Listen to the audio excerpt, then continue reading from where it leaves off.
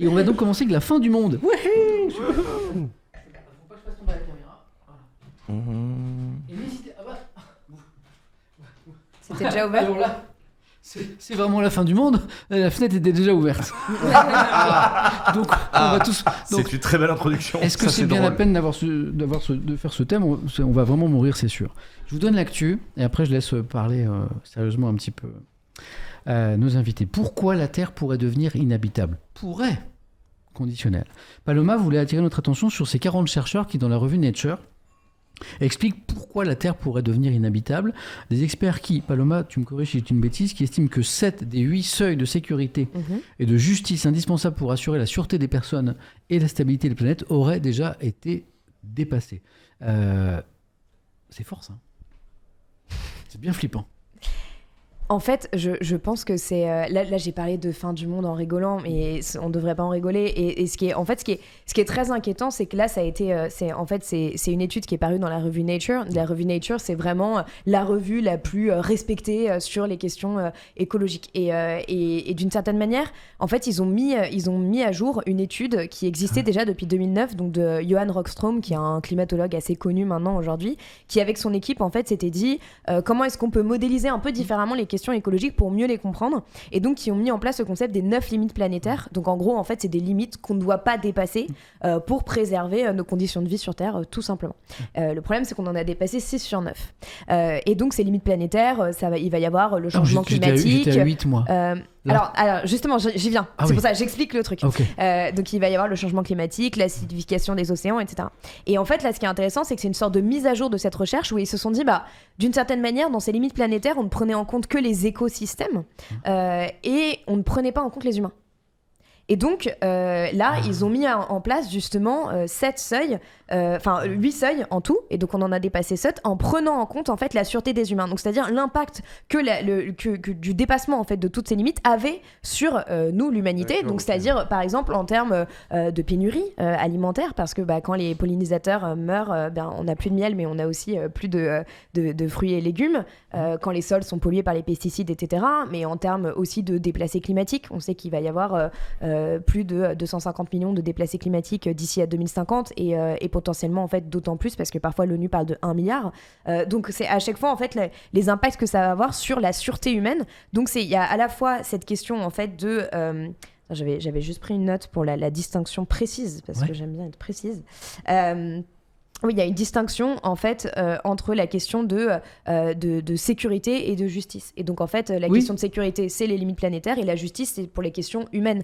Et ça ramène. Et donc en fait, d'une certaine manière, évidemment que c'est extrêmement c'est terrifiant, mais d'une certaine manière, c'est plutôt une bonne nouvelle parce que ça montre que de plus en plus, en fait, les chercheurs qui sont plutôt climatologues, etc., prennent en compte les questions de l'impact de l'urgence écologique sur les sociétés humaines pour pouvoir aussi penser les solutions de façon intelligente. Et c'est exactement ce que fait, par exemple, la théorie, l'économie, la théorie du donut de Kate Raworth, qui se dit, en gros, comment est-ce qu'on va à la fois avoir les limites planétaires et en même temps penser justement une économie qui puisse être viable et qui puisse faire en sorte qu'un maximum de personnes puissent vivre dans des conditions dignes aujourd'hui et demain. Je n'ai pas la théorie du donut. Pourquoi il appelait ça la théorie du donut ? En fait, c'est un donut parce que... alors ça, c'est Kate Raworth, c'est une économiste, je suis peut-être un peu trop loin dans mes trucs, mais en gros, c'est une économiste qui a théorisé donc, l'économie du donut. Donc le donut, il y a 2 ronds, en fait, en quelque sorte, si on regarde comme ça. Donc le premier rond, c'est l'espace... c'est en gros toutes les questions sociales et les questions d'inégalité sociale, les questions humaines, les questions de discrimination. Et le rond autour, c'est les limites planétaires. Donc c'est en gros les limites qu'on peut pas dépasser parce qu'on n'a qu'une Terre. Et tout le problème en fait aujourd'hui, dans la philosophie occidentale, c'est qu'on s'est affranchi de la notion des limites. On a l'impression qu'on n'a plus on veut essayer de vivre jusqu'à 150 ans. On essaie toujours en train de dépasser les limites. On va se mettre des implants bientôt. Voilà, exactement. Des implants. Moi, j'ai entendu parler là ce week-end d'un homme, je crois, qui s'appelle Brian Johnson et qui essayait de rajeunir. Donc en fait, il fait tout un tas de trucs pour et son but, c'est de ressembler bientôt à son fils. Donc voilà, et donc là la question c'est un peu de se reconnecter. Du sang de son fils. Ouais, c'est ça. Sérieux ? Il veut rajeunir. Ok, d'accord. Pardon, Étrange. je t'ai Non mais interrompu, en plus, excuse-moi. il y a aussi cette idée dans le système de pensée occidental de séparation totale où il y a l'homme d'un côté et la nature de l'autre. Oui. Et j'imagine que cette théorie-là, elle permet aussi de replacer l'homme dans son écosystème et d'arrêter de penser l'environnement et les hommes moi, c'est un peu quelque chose contre lequel je me bats, qu'on arrête de dire environnement, en fait, parce que ça laisse supposer que c'est extérieur à nous, que ça nous concerne pas. Et je pense que c'est important de parler d'écologie, en fait, de considérer que tout est lié et qu'on fait partie du vivant. Quand on parle de la biodiversité, souvent on dit la biodiversité s'effondre. Enfin, ouais, c'est les insectes, etc. Bon, au passage, il y a aussi eu plusieurs études vraiment terrifiantes qui sont sorties récemment, notamment sur la disparition des oiseaux à cause des pesticides et de l'agriculture intensive. On a perdu à peu près 60% des oiseaux des champs en même pas 30 ans en Europe. Enfin, c'est extrêmement inquiétant. Et 75% des insectes. C'est aussi pour ça que, par exemple, quand vous roulez en voiture, vous n'avez plus à mettre un petit coup de pare-brise parce qu'il n'y a plus d'insectes en fait sur votre pare-brise. Et c'est parce que vous roulez en voiture qu'il n'y a plus d'insectes. Enfin bref, c'est très méta. Mais c'est vrai. Non, mais il y a un truc comme ça. Et je trouve que c'est important de dire en fait, on est la biodiversité. Et donc, qu'on soit aussi un peu. Tu tombes à point nommé pour nous remonter le moral, là, parce que. L'ami Eric alias Cheat Meal Hero pour sa chaîne Twitch qui va tiens viens mon ami, on va mettre les modos vont mettre ta chaîne bien sûr dans le chat. Eric est avec nous depuis quelques semaines et on se régale littéralement. Il va nous régaler tout au long de cette soirée et là ça a l'air une dinguerie. Qu'est-ce que c'est Alors là on est sur des bouchées de tomates chèvres avec un petit peu de moutarde et un peu de basilic par-dessus, voilà, histoire de rentrer un peu dans le game, quoi. Je n'ai pas mangé de la journée exprès. C'est parti. À ce point-là. J'ai mon ventre qui gargouille depuis le début de l'émission. Ça fait plaisir. Oh merci. Ça va ? Bah ouais, ça va. Faut garder le moral avec le sujet quand même. Tu stream quand bientôt ? Demain à midi. Demain midi ? Ouais, demain à midi avec un pote, on va cuisiner. La régalade, c'est à midi. La chaîne, elle est là en haut du chat, Cheat Meal Hero, et il y a un stream demain midi. Merci beaucoup, Eric. Merci. On goûte, ça va nous relancer un petit peu. Bah ouais. Parce que je sais que si on n'attaque pas, on va pas oser. J'avais vu que le gouvernement avait rendu un rapport sur l'habitabilité, enfin pas l'habitabilité, mais les conditions de vie à plus 4 degrés aussi. Où il y a une réflexion qui commence à se faire sur, enfin tu me diras c'est un peu tard, mais sur à quoi ressemblera la France avec un climat à plus 4 degrés qui est ce vers quoi on se dirige. Mais c'est encourageant quand même qu'on voit ce genre d'études qui viennent du gouvernement. Tu vois ce que je veux dire ? Ouais, t'as deux manières de voir les choses. T'as deux manières de voir les choses. Tu dis qu'en fait, en fait, là, c'est les enjeux de sécurité élémentaires du gouvernement qui comprend qu'à plus 4 degrés, il va falloir sacrément anticiper parce qu'on n'est absolument pas prêt à quoi que ce soit. Et je parle pas simplement du fait qu'en Camargue ou qu'en gros, dans le sud de la France, on n'arrivera plus à faire de l'agriculture. Les problématiques vont être largement plus difficiles que ça. Les gens vont mourir.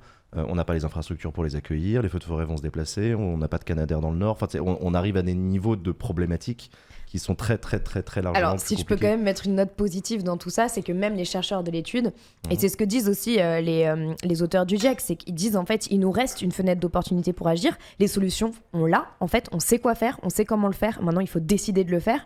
Et donc, c'est vraiment qu'une question de volonté politique, mais aussi de volonté de la plupart de la population. C'est-à-dire qu'en fait, je trouve ça un peu dommage que là, on en parle en disant, je l'ai fait volontairement pour rigoler, mais qu'en disant on parle de la fin du monde, et qu'on soit pas terrifié du fait que par exemple cette étude, en fait il y a presque personne dans la presse française ni aucune télé, aucun média qui n'en a parlé. Mais après il y a une impression d'accumulation aussi, je pense. Il y a un peu ce côté de il y a tout le temps des études qui nous disent que c'est la merde, donc on va arrêter d'en parler. Mais le problème c'est qu'en fait on est encore à convaincre du fait qu'il y a une urgence et on est encore à être traité, et même moi en tant que journaliste qui traite de ces questions, on me traite souvent de militante, d'extrémiste, etc. Mais c'est la situation en fait qui est extrême et on devrait plus être au stade où Thierry il a pas l'air d'accord sur un truc. Thierry, en fait je suis pas d'accord sur la communication par la peur. Je pense, et je vais m'expliquer et j'aimerais bien justement avoir ton avis. Je t'interromps Thierry parce que quelqu'un dans le chat disait c'est drôle, j'en parlais avec mon psy tout à l'heure il y a 3 heures d'éco-anxiété. Personne disait ça. Voilà. Je pense que la communication par la peur est contre-productive pour 2 raisons. D'abord parce que je pense que le citoyen lambda, Madame Michu, qui est aide-soignante à Carpentras et qui prend sa voiture tous les matins, si on lui dit dans 10 ans la planète est foutue, ça lui parle pas. C'est-à-dire qu'on met en avant des choses très macro-planétaires, macroéconomiques, macroécologiques, pour essayer de sensibiliser les gens à quelque chose dont ils ne se rendent pas compte dans leur vie quotidienne. Alors, je mets un bémol. Il commence avec les feux de forêt, il commence avec...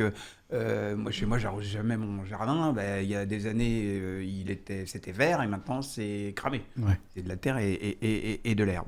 Ça, c'est la première chose. La deuxième chose, c'est que on est tous d'accord pour dire qu'il faut changer son comportement. C'est là que je pense que les écolos se trompent en disant qu'il faut sensibiliser. Je pense que tout le monde sait qu'il faut changer de comportement. Le seul problème, c'est qu'il faut emmener la population avec soi.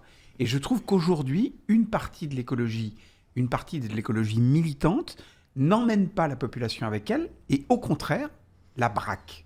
Moi, c'est ça qui m'ennuie. Mais je vais pousser le curseur, mais en fait, est-ce qu'il faut donner envie aux gens de vivre ?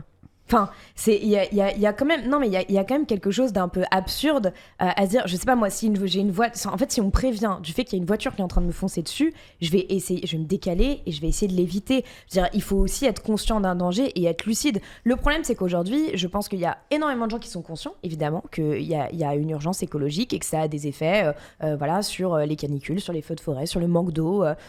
Mais d'une certaine manière, il y a encore un peu un décalage entre la réalité de la situation, la gravité de la situation et la perception en fait de cette situation par la plupart des gens.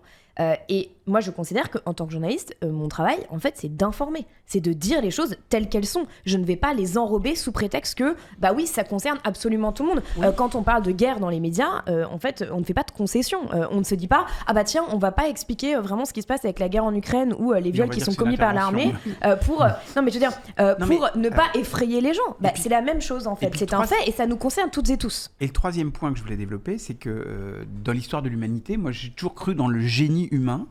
La croissance de la science, elle se fait de manière exponentielle. On le voit en ce moment un petit peu plus avec les projecteurs qui sont braqués sur les intelligences artificielles, mais en médecine, en recherche fondamentale, le progrès humain se fait de manière exponentielle. Donc moi, je suis persuadé, je crois dans le génie humain. L'autre jour, j'ai vu un article, tu pourras confirmer si je me trompe ou pas, d'une start-up danoise, je crois, si mes souvenirs sont bons, qui arrive à transformer le CO2 en une matière solide. Et donc sous une espèce de pierre, je ne sais pas, qui peut être utilisable, qui fige le CO2. Oui, le génie humain, si les investissements notamment sont fléchés vers... Et si... Je suis d'accord avec toi, les deux bémols à mettre, c'est la volonté politique, tout le monde les moyens. Ouais, on est d'accord, ça va coûter des milliards et des milliards et des milliards. Il y a eu le sommet là, sur le plastique, là, qui vient de se passer, le deuxième round là, sur les 5 de discussions qui doivent, si tout va bien, et ça se passe pas bien du tout, arriver à un traité pour baisser de façon drastique la production de plastique dans le monde, et en fait ça se passe pas du tout bien, parce qu'il n'y a pas la volonté politique. Parce que voilà, la Chine, les États-Unis n'en veulent pas, notamment, voilà, il y a des lobbies pétrochimiques qui n'en veulent évidemment pas. Donc quand tu dis tout le monde est d'accord sur le constat, non. J'ai pas dit que tout le monde était d'accord sur tout le monde était conscient de la chose. Mais moi j'aimerais bien revenir sur les différents arguments que tu as développés. Moi j'ai vraiment beaucoup de mal, comme Paloma, avec le discours qui consiste à dire que les militants écologistes font peur, braquent la population. Je pense qu'on parle quand même de gens qui mettent toute leur vie, toute leur énergie, tout leur temps pour essayer, je caricature, mais de sauver l'humanité, que c'est compliqué de leur dire « Non mais attendez, vous nous faites peur, enfin il faut pas y aller comme ça ». Donc bon, ça c'est un argument avec lequel j'ai du mal. En revanche, ce que je trouve plus intéressant, c'est ce que tu disais en premier, à savoir que, et je pense que ça c'est un vrai truc auquel on doit réfléchir nous en tant que journalistes, que parfois présenter le problème, comme tu le disais, sous un angle macro, en expliquant que d'ici, je sais pas, 2100, il y aura plus d'ours polaires, quand on parle de choses lointaines, et en fait qu'on a beaucoup de mal à se matérialiser, là je suis d'accord que c'est pas forcément l'approche qui va réussir le plus à emmener les gens et à les convaincre qu'il faut passer à l'action. Et ce qui me semble, et on en a déjà parlé avec Paloma sur le plateau de C'est ce soir, ce qui me semble important, c'est pour les écologistes de non seulement alerter sur la situation, la réalité des faits et à quel point on va droit dans le mur, mais aussi de proposer et de démontrer comment un autre mode de vie est désirable en fait, comment une autre société peut faire envie. Et ça, c'est un travail sur les imaginaires qui prend beaucoup de temps.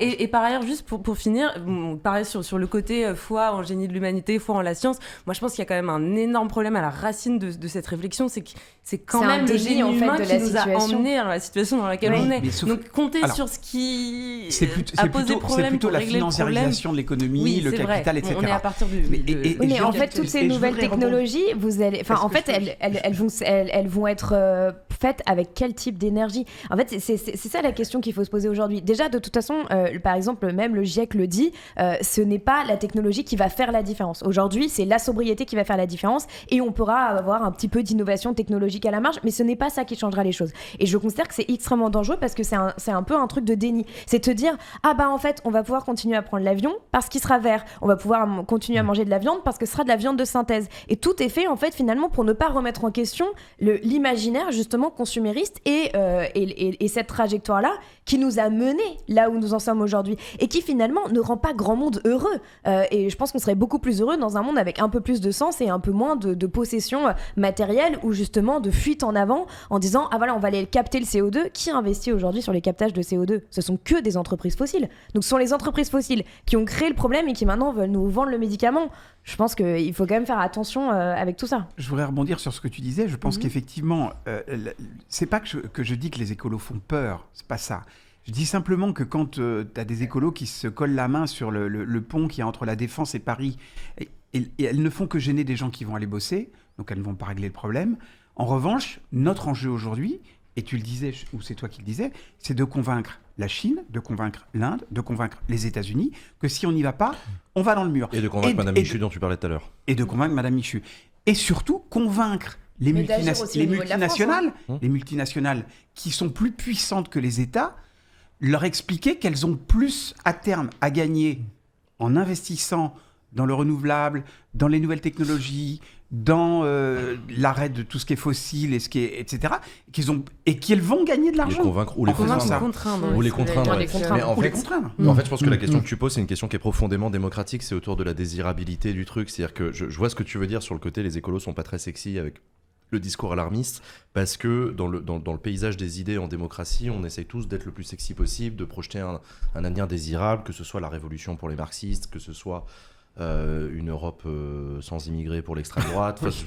Chacun son désir. Il y a des gens à qui ça fait envie. Bon, voilà. Mais je comprends ce que tu veux dire. Le problème, c'est que là aussi, on atteint une limite que je trouve très intéressante. C'est jusqu'où ça va la politique Coca-Cola, où demain ce sera bon pour tous, il y aura de la richesse pour tout le monde, la croissance, etc. Ce qui a longtemps été vendu à gauche aussi, l'idée que tout le monde qu'on va travailler. Il y a une grosse partie de la gauche très productiviste qui n'était pas. Voilà, il y a eu aussi un productivisme très important à gauche. Donc, il ne s'agit pas de donner des leçons, mais en fait, ce que je pense que le changement climatique et les écologistes sont en train de réinterroger profondément la notion même de politique. Est-ce que le but c'est d'aller vers du désirable ou est-ce que c'est d'aller vers du souhaitable ? C'est pas tout à fait la même chose. Et c'est vrai que c'est difficile de rendre sexy un médicament. T'es pas bon en médicament, mais est-ce qu'il faut faire peur à l'enfant en lui disant que la maladie elle est terrible et qu'il va beaucoup souffrir pour lui faire prendre le médicament ? Peut-être pas, ça lui donnera pas envie de le prendre. Est-ce qu'il faut enrober le médicament de sucre pour lui dire mais c'est un vrai enjeu que je trouve extrêmement important. Et après je rejoins Paloma et Camille sur le côté le technosolutionnisme. Moi j'ai arrêté d'y croire depuis un bout de temps. Dieu sait que je suis passionné par ailleurs à titre personnel d'aéronautique. J'adore l'aéronautique, mais j'ai pas pris l'avion depuis des années. Je crois pas un quart de seconde que on va rendre plus propre l'aviation. Si par mot aviation on entend la possibilité de se rendre à l'autre bout du monde pour un week-end, ça j'y crois absolument pas. Non, je suis assez d'accord. Que des avions qui demain avec des moteurs plus propres, ça j'y crois. Sur l'aéronautique, je pense qu'on est tous d'accord autour de cette table pour dire que c'est quelque chose. Enfin, moi, je trouve que le problème, c'est pas de supprimer les jets privés, c'est d'empêcher que des compagnies proposent aujourd'hui d'aller passer un week-end à Barcelone pour 30 €. Mais c'est qu'en fait, parce que pour le coup, on donne une illusion à des gens, et là, on rend désirable un truc et pas cher. Alors c'est ce qui fait le plus de dégâts. Et puis t'as aussi la question éthique. Mais c'est toute la question de la publicité en fait aussi qui est derrière. C'est quel est le monde qui nous est vendu dans la publicité et qui donne l'impression qu'en fait on va être heureux si on a un écran plat, une grosse voiture, qu'on va en week-end à Barcelone, etc. Alors qu'en fait c'est prouvé déjà qu'à partir d'un certain seuil de richesse matérielle, il y a vraiment un côté inversement proportionnel entre l'augmentation du revenu et l'augmentation du bonheur de la personne. Et toutes les études qui ont été menées par exemple sur le bonheur et l'une des plus grandes qui a été menée sur 700 personnes pendant toute leur vie aux États-Unis, elle a montré que en fait, ce qui rend les gens heureux, c'est d'avoir des liens et en bonne santé, c'est d'avoir des liens sociaux forts. Donc c'est en gros d'avoir des amis, des proches autour d'eux, et c'est ça qui rend heureux. Ce n'est pas le fait de posséder 30 000 choses. Donc pour moi, c'est plutôt c'est pas tant on n'arrête pas de parler d'écologie punitive, etc. Les réelles punitions, c'est l'inaction, et l'écologie, l'idée, c'est Si, la punition, c'est l'inaction. La punition, c'est de se retrouver avec plus d'eau au robinet, en fait. C'est l'illusion qu'on s'offre, oui, c'est ça. C'est l'illusion qu'on s'offre de dire oui, on continue à partir en vacances, à faire des kilomètres en bagnole, etc. Et on s'offre une illusion à pas cher. Il y a un retour de bâton qui va être d'autant plus violent qu'il y a eu une inaction. Mais oui, moi, je trouve ça désirable, en fait, d'essayer de construire une société dans laquelle on va mieux respirer, on va mieux s'alimenter, il va y avoir plus de liens sociaux, potentiellement, on va peut-être moins travailler aussi. Et on fera toujours la fête, va remettre en question un certain nombre de choses. Il y aura toujours du chocolat.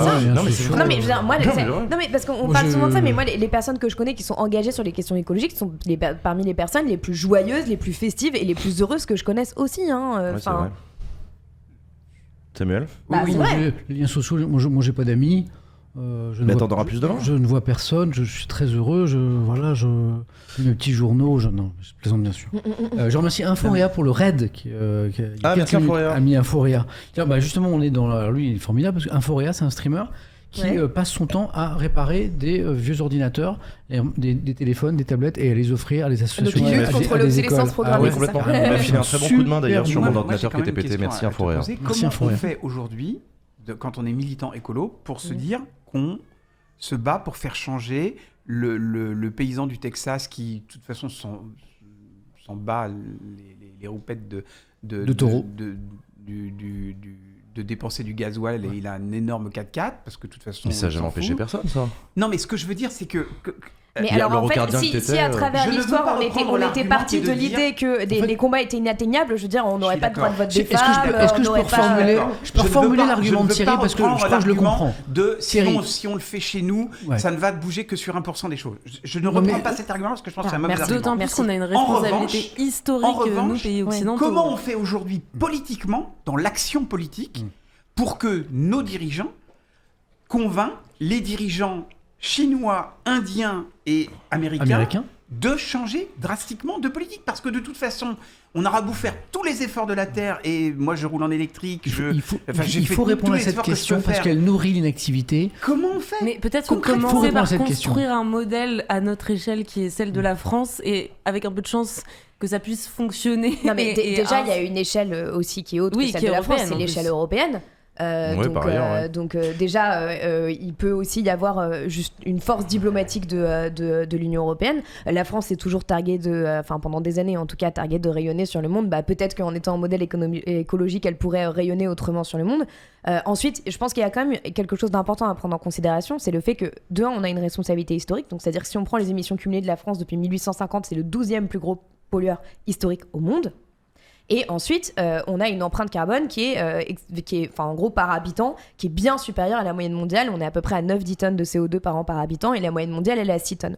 Donc déjà, il y a ça. Et après, il y a aussi une question sur l'adaptation. C'est-à-dire que c'est ce dont parlait Jean tout à l'heure. On a un intérêt à agir pour se dire comment est-ce qu'on va faire face aux sécheresses et au manque d'eau dans les étés qui viennent. Comment est-ce qu'on va faire en sorte de régénérer nos sols pour qu'ils soient plus complètement... qu'ils puissent continuer à produire les légumes et les aliments dont on a besoin. Donc ça, c'est juste des questions pour le mieux vivre des Français, en fait. La rénovation thermique des bâtiments, toutes ces questions-là, en fait, elles sont profondément juste pour la population française et pour qu'elle puisse faire face justement à ce qui est en train de se passer. Là, on n'est pas dans le curatif, on est dans le pansement. C'est-à-dire que c'est comment on fait pour lutter contre le réchauffement. On est aussi dans le curatif, avec la rénovation thermique des bâtiments. La rénovation thermique, ça évite des émissions. Oui, mais ce que je veux dire, c'est que tu ne règles pas le problème de on va dans le mur et la planète sera inhabitable en accompagnant les gens qui vont souffrir de la sécheresse. C'est ça que je veux dire. En fait, si, d'une certaine manière, oui, parce qu'aujourd'hui, on a deux gros enjeux. C'est à la fois de réduire nos émissions de gaz à effet de serre et à la fois de nous adapter aux conséquences déjà présentes. Donc en fait, justement, si on s'adapte, on permet de vivre mieux toutes ces situations de canicule ou de sécheresse ou autre. Donc si, c'est complètement... Je reviens sur l'argument de Thierry, parce que le matin, quand on échange sur la presse et qu'on évoque ces sujets, j'ai un commentaire qui revient régulièrement, c'est « Oui, mais à quoi bon faire, nous, des efforts ?» Vous l'avez entendu souvent, cet argument. Si le Texan, si l'industriel chinois... si l'Indien, avec sa population, son économie, ses émissions de CO2, ne s'alignent pas sur nos efforts. Un sentiment de Des gens qui ont envie de faire, mais qui ont très peur que ces efforts soient inutiles. Il y a quand même ce que Paloma disait à l'instant. Ouais. Nous, pays occidentaux, on a une responsabilité historique. Non, mais c'est important de le. Parce qu'en fait, souvent les gens qui disent ça, en fait, ils disent voilà, nous. Non, mais c'est pas vraiment pour se dédouaner, tu vois. Non, mais je veux dire. C'est pas pour pas agir. Je pense que c'est important de le poser. Mais même les gens qui agissent ont peur que ça. Les gens qui avancent cet argument-là de nous, Français, nous représentons 1% des émissions au monde, donc ça sert à rien qu'on fasse quelque chose. Parfois, c'est des gens qui agissent en plus. Oui, mais ils ont peur que ça ne suffise pas. Non, mais je vais jusqu'au bout de ma phrase, parce qu'en fait, souvent, cet argument, c'est un argument qu'on entend souvent. Nous, Français, on est responsables, là, dans le monde, actuellement, d'un tout petit pourcentage des émissions. Donc, on a beau faire les efforts qu'on veut, ça ne changera rien. Je pense que un des premiers trucs qu'il faut comprendre pour contrer cet argument-là, c'est la question de la responsabilité historique. Nous, Français, historiquement, nous avons contribué beaucoup plus que les pays qui polluent plus aujourd'hui au réchauffement. Donc déjà, ça, c'est un truc qu'il faut rentrer dans la balance. Ensuite, j'ai pas de réponse. Non, mais j'ai pas de réponse. Ça change rien à notre problème. Camille, t'es d'accord? Moi, j'ai une réponse. Je responsabilité, j'en ai conscience, si tu veux. Mais ça ne change rien sur le fait qu'on s'inquiète que nos efforts, j'ai conscience que du coup, il est important que je fasse des efforts, même si aujourd'hui... Certains craignent très fort que ça ne suffise pas, ça ne change rien à cette équation. Je vais prendre une métaphore toute simple. Imaginons, vous vous baladez dans la rue et vous voyez qu'il y a des déchets partout dans la rue. Oui. Est-ce que pour autant, vous allez balancer un déchet par-dessus? Je vais plutôt essayer de les ramasser. Voilà. La plupart des gens éduquent leurs enfants comme ça, en disant c'est le bordel partout, c'est pas pour autant que tu vas rajouter un déchet. De la même manière que si je sais pas, vous êtes dans un groupe où tout le monde est en train de s'engueuler, de super mal se parler, c'est pas pour autant que vous allez devenir aussi désagréable que les autres ou aggraver le problème. Les gens dont je parle, ce sont des gens qui agissent au quotidien. Non, bien sûr, mais du coup, c'est pas des gens qui polluent, c'est des gens qui ramassent déjà. Mais ce que je veux dire, c'est que sur la question ça ne sert à rien. Vous répondez pas à cette question. Sur la question de ça ne sert à rien. Bah si, c'est sur la question. Et pour moi, en fait, c'est là où je voulais en venir. C'est une question de dignité du présent. C'est une question de mener un combat parce qu'il nous semble juste et parce qu'on sait que en fait on est du bon côté de l'histoire et surtout là où c'est important, c'est qu'en fait il y a aucun combat qui est vain face à l'urgence écologique, parce que ce que nous disent les scientifiques, c'est que chaque fraction de degré compte. Aujourd'hui on est à 1,1 degré de réchauffement, chaque fraction de degré supplémentaire, c'est des risques supplémentaires, donc chaque tonne de CO2 qu'on peut éviter dans l'atmosphère sont importantes. C'est exactement la même chose sur les espèces. Chaque espèce compte en fait dans nos écosystèmes, et donc en fait chaque espèce qu'on peut sauver, c'est déjà une victoire. Chaque forêt qu'on peut restaurer, qui peut devenir un puits de carbone, c'est déjà une victoire. Et en réfléchissant comme ça, en fait, on construit brique par brique quelque chose. On commence toujours de quelque part. C'est un élément de réponse. L'autre élément de réponse, c'est la contrainte. C'est-à-dire qu'à un moment, si on veut gagner ce combat qu'on évoque ici, et que les géants économiques dont on parle participent, à un moment, la question, c'est la question de la contrainte. On voit dans le traité sur le plastique que j'évoquais tout à l'heure que certains géants ne veulent pas jouer le jeu. Et on ne voit pas bien comment, Jean, est-ce que toi, tu as une réponse à ça? Comment, au niveau international, on peut réussir à imposer une forme de contrainte à ces géants pour réussir à avancer ensemble sur la question de l'ordre politique international? L'ordre politique international a toujours été un ordre de rapport de force, militaire d'abord et économique ensuite. Historiquement, c'est-à-dire qu'aujourd'hui on est sur des rapports de force, tu me diras, les deux vont beaucoup ensemble, en tout cas la Chine est en train de rattraper son retard d'un point de vue militaire. Aujourd'hui la puissance économique des leaders est une puissance qui est aussi drivée par les émissions de gaz à effet de serre, puisque la puissance économique est bâtie sur la consommation sur l'extraction et la consommation d'énergie. Donc les plus grands pays du monde sont ceux qui ont mis les règles du jeu en place, et les règles du jeu en place font que tu n'es puissant que si tu émets beaucoup de gaz à effet de serre. Donc déjà, tu as une ironie même dans la manière de poser le problème. Et ensuite, comment est-ce que tu fais? On a vu des sommets internationaux essayer de faire se mettre d'accord des puissances dans le monde entier. On a vu que ça avait des effets pour le moins limités, compte tenu du fait que beaucoup de pays, pour 1 milliard de raisons qu'ils jugent pour de bonnes ou de mauvaises raisons justes et légitimes, ne veulent pas accélérer autant qu'il le faudrait. Ce sur quoi on voit les choses évoluer, c'est sur les pressions de l'opinion publique.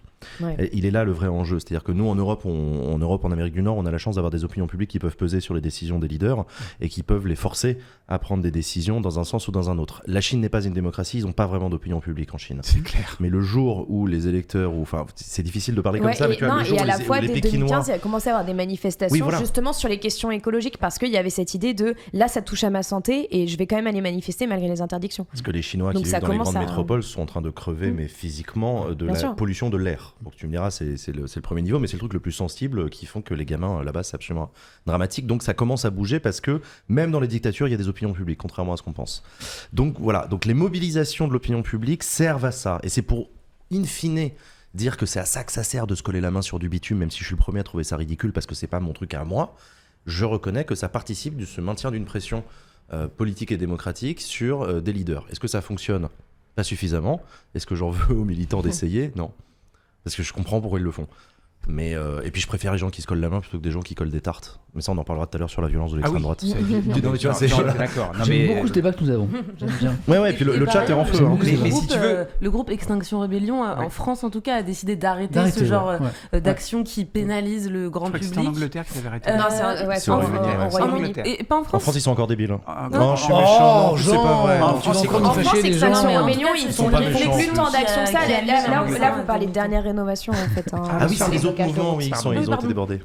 Pardon que ça soit mais là, il y a une nouvelle circulaire en fait Darmanin qui est sortie et il y a des énormes amendes pour les blocages de route, donc c'est une stratégie qu'ils font beaucoup moins. Mais c'est ta carte blanche, non ?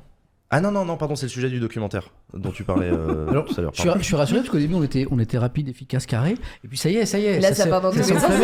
Et là, ça déborde. Paloma avait très peur que l'émission dure très longtemps. Et donc là, ça y est, là, on n'est qu'à la première carte blanche sur 3, sachant qu'il y a 3 thèmes derrière, en vrai 6 thèmes en fait, voilà, et qu'on est déjà à 1h20 de stream. J'adore. C'est un thème majeur. J'adore. Non mais ce thème en fait, on pourrait y passer la nuit. Ça nous concerne toutes et tous, à la fois intimement et à la fois dans une vision du monde. Moi je suis content parce que cette question on me la pose toujours, cette question que j'ai formulée tout à l'heure. Mais alors ça te va la réponse que je t'ai donnée ou pas ? Si, j'ai des éléments qui m'intéressent là, le côté oui, voilà. Si, parce que c'est. Mais il faut en parler. Je conseille aux personnes qui nous écoutent de lire un essai qui s'appelle Plutôt couler en beauté que flotter sans grâce de Corinne Morel-Darleux, qui est un très bel essai où elle énonce justement 3 principes pour faire face à cette fameuse anxiété dont tu parlais, qui sont le cesser de nuire, le refus de parvenir et la dignité du présent. C'est pas mal. Plutôt couler en beauté que flotter sans grâce. C'est joli. C'est ce que disait le chef d'orchestre du Titanic. Alors évidemment,